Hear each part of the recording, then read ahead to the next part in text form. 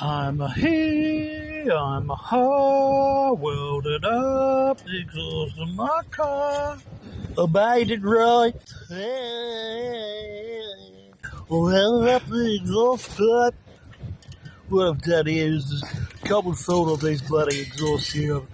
I've had to make a bracket to pull the whole thing together, and using this here, this bolt here that I've got in my scrap there, just tension that up and pull the two pieces together to ensure this doesn't happen again. Then I'll weld around the broken bit there, that little gap there that you can see, and that'll be it basically. It'll stop the tension on there to pull that apart, and that's the little bend over thing to stop the nut from undoing it. We know who the real nut is though, because if you don't do it like that, it'll break through there again if you just put putty on it. And second way is to make two right angle bends like that, one on the other end with the head, and that's your tensioner.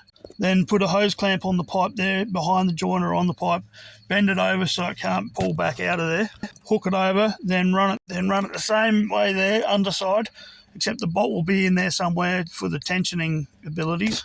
Then you can put some putty on the joint and then tension it up and then smooth the putty over afterwards. That'll last you so much longer than just trying to put putty on there, because it'll just break again with all the flex while you're driving along. This was a bit of a bush basher sort of thing. It went into the creeks and that. So, but because it was front wheel drive, it was it was able to crawl in and out of places you normally wouldn't go, doing a bit of gold detecting and whatnot. So that's easy to do. A couple of hose clamps, a bit of strap and a bolt, and your putty or exhaust tape, whatever you're going to use. And anyone can do it, easy as. Any questions, happy to answer. Well, I hope that's helped somebody out. Remember to like and subscribe. Have a good one. Bye-bye.